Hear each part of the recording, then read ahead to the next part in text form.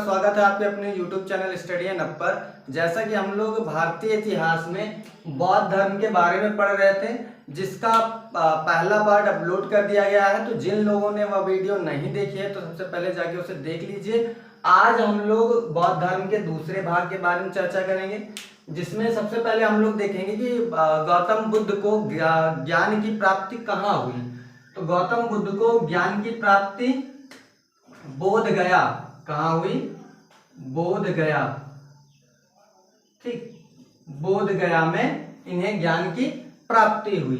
उसके बाद बोध गया में ज्ञान की प्राप्ति के बाद गौतम बुद्ध वहां से सारनाथ चले आए और यहाँ पे इन्होंने अपना पहला उपदेश दिया। तो प्रथम उपदेश कहाँ दिया? तो सारनाथ में। ठीक है, प्रथम उपदेश सारनाथ। इसके बाद गौतम बुद्ध ने अपने सर्वाधिक उपदेश कहाँ दिए हैं? तो सर्वाधिक उपदेश श्रावस्ती। ठीक है, सर्वाधिक उपदेश श्रावस्ती में दिए। इसका प्राचीन नाम क्या था? तो प्राचीन नाम था इसका कौशल। ठीक, उसके बाद गौतम बुद्ध ने महिलाओं को बौद्ध धर्म में प्रवेश किसके कहने पर दिया? तो इन्होंने अपने शिष्य आनंद, ठीक है, आनंद के कहने पर महिलाओं को बौद्ध धर्म में प्रवेश दिया। तो पहली महिला कौन थी जिसने बौद्ध धर्म में प्रवेश लिया? तो पहली महिला थी प्रजापति गौतमी। ठीक, और ये प्रजापति गौतमी कौन थी? तो ये गौतम बुद्ध की मौसी थी। ठीक है, गौतम बुद्ध की मौसी। गौतम बुद्ध के जन्म के 7वें दिन बाद इनकी माता का देहांत हो जाता है और इनके पिता शुद्धोदन इनकी मौसी से विवाह करते हैं, प्रजापति गौतमी से, अपने पुत्र गौतम बुद्ध के लालन पालन के लिए। ठीक है, तो ये इनकी मौसी है प्रजापति गौतमी, और इन्हीं गौतमी के नाम पर गौतम बुद्ध का नाम गौतम पड़ा था। ठीक है, उसके बाद जब उन्हें ज्ञान की प्राप्ति हुई तब वो बुद्ध कहलाए। अंतिम उपदेश, तो अंतिम उपदेश इन्होंने सुभद्र, ठीक है, सुभद्र नामक शिष्य को दिया था। कहाँ दिया था? तो ये कुशीनगर। ठीक है, कहाँ? कुशीनगर।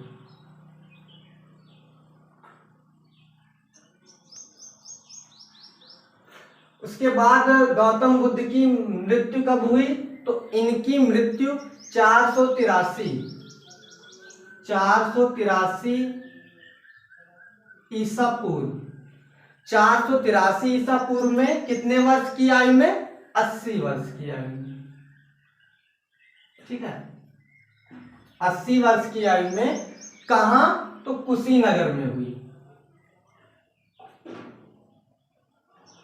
ठीक, तो इनकी मृत्यु 483 ईसा पूर्व में 80 वर्ष की आयु में कहाँ हुई? कुशीनगर में हुई। इसके बाद हम लोग देखेंगे कि बौद्ध धर्म में गौतम बुद्ध के गृह त्याग को क्या कहा गया, इनके ज्ञान प्राप्ति को क्या कहा गया, प्रथम उपदेश को क्या कहा गया और इनके निर्वाण को क्या कहा गया। तो चलिए देखते हैं क्या कहा गया है इन सबको बौद्ध धर्म में। तो गृह त्याग को क्या कहा गया? तो गृह त्याग को कहा गया महाभिनिष्क्रमण। महाभिनिष्क्रमण। ठीक, बौद्ध धर्म में गृह त्याग को क्या कहा गया?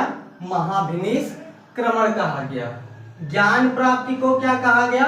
तो ज्ञान प्राप्ति को निर्वाण। क्या कहा गया? निर्वाण। और प्रथम उपदेश को तो धर्मचक्र प्रवर्तन। क्या कहा गया? धर्मचक्र प्रवर्तन।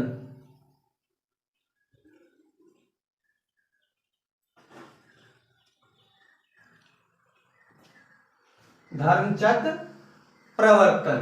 ठीक है, मृत्यु को क्या कहा गया? तो मृत्यु को कहा गया महापरिनिर्वाण।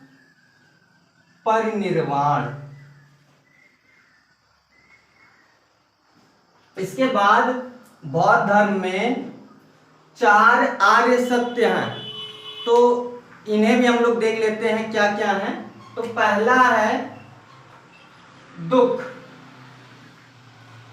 दूसरा है दुख समुदाय, दुख समुदाय, ठीक। तीसरा है दुख निरोध,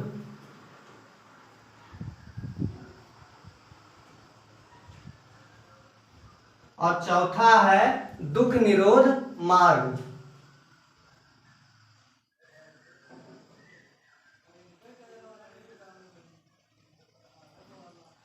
दुख निरोध मार्ग।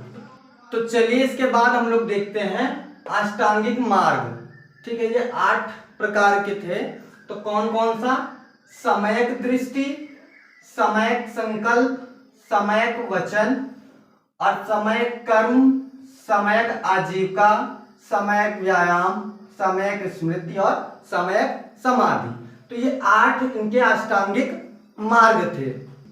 उसके बाद हम लोग देखेंगे बौद्ध धर्म के त्रिरत्न। तो बौद्ध धर्म के त्रिरत्न कौन कौन से थे? तो पहला है आपका बुद्ध, धम्म और संघ, ठीक। बुद्ध, धम्म और संघ, ये बौद्ध धर्म के त्रिरत्न हैं। बौद्ध धर्म का परम लक्ष्य क्या है? तो बौद्ध धर्म का परम लक्ष्य निर्वाण है, ठीक है। क्या है? निर्वाण। बौद्ध धर्म का परम लक्ष्य निर्वाण प्राप्त करना है, ठीक है। तो चलिए देखते हैं बौद्ध संगीतियां। पहली बौद्ध संगीति कहाँ हुई थी? तो 483 ईसा पूर्व में राजगृह, राजगृह में कहा? तो सप्तपर्णी गुफा, सप्तपर्णी गुफा में, ठीक है। सप्तपर्णी गुफा में शासक कौन था? तो अजात शत्रु शासक थे। ये किस वंश के थे? तो ये हर्यक वंश के, ठीक है। तो हर्यक वंश, हर्यक वंश के शासक थे। और इसका अध्यक्ष कौन था? तो महाकश्यप इसके अध्यक्ष थे। और इसके महत्वपूर्ण बिंदु क्या थे? तो महत्वपूर्ण बिंदु इसमें विनय पिटक तथा सुप्त पिटक दोनों को क्या किया गया था? बौद्ध धर्म के जो उपदेश थे इनको विनय पिटक और सुप्त पिटक में संकलित किया गया था। तो ये इसका महत्वपूर्ण उद्देश्य था और महत्वपूर्ण बिंदु था। दूसरा है आपका 383 ईसा पूर्व में, कहा? तो वैशाली में। शासक कौन था? कालाशोक। कालाशोक किस वंश का था? नाग वंश या शिशुनाग वंश, ठीक है। तो शिशुनाग वंश,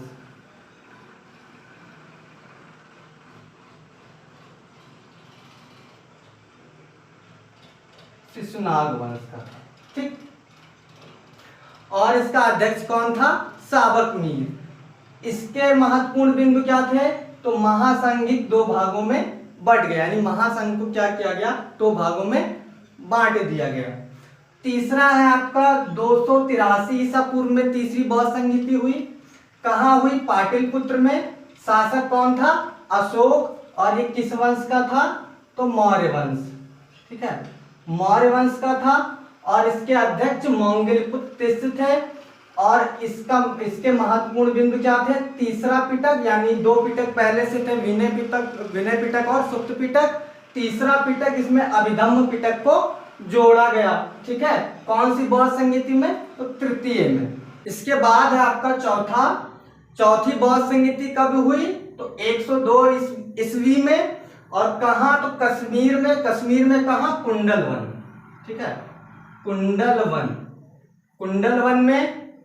और इसका शासक कौन था? तो कनिष्क थे। कनिष्क किस वंश का था?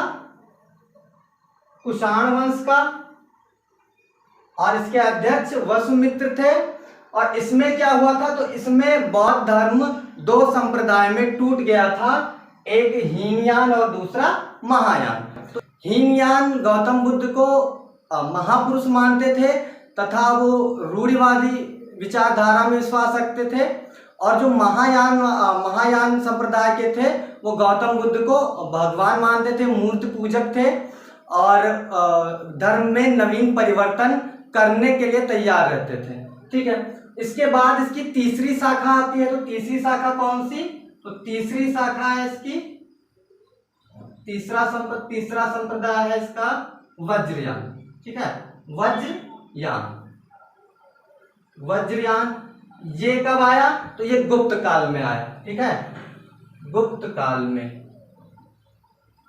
ठीक, इसके बाद हम लोग देखेंगे बौद्ध धर्म से जुड़े हुए साहित्यों के बारे में। तो चलिए देखते हैं बौद्ध साहित्यों के बारे में। तो इसका प्रमुख स्रोत क्या है? तो प्रमुख स्रोत है आपका रुक्मिणदेही अभिलेख। ये किसका अभिलेख है? तो अशोक का। ठीक है, अशोक का।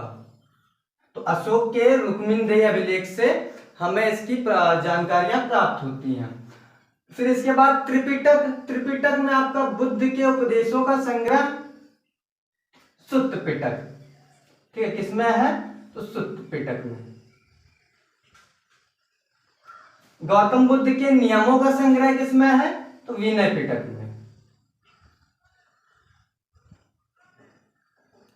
और बुद्ध के दार्शनिक विचारों का संग्रह तो अभिधम्म पिटक।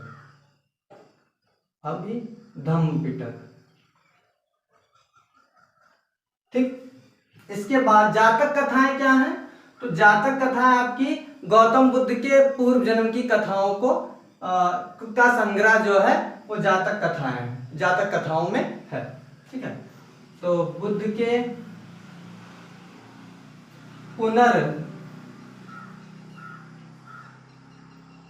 जन्म की कथा। ठीक है,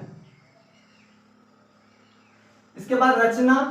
तो पहला आपका बुद्ध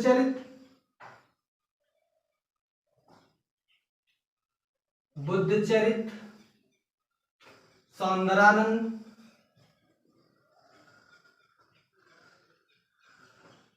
ठीक है, ये किसकी रचना है? तो ये है अश्वघोष की रचना। ठीक, फिर इसके बाद मिलिंद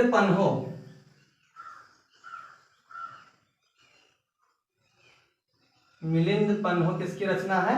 तो ये है आपकी नागसेन की। और लाइट ऑफ एशिया। ठीक है, लाइट ऑफ एशिया की रचना है तो एडविन अर्नल्ड।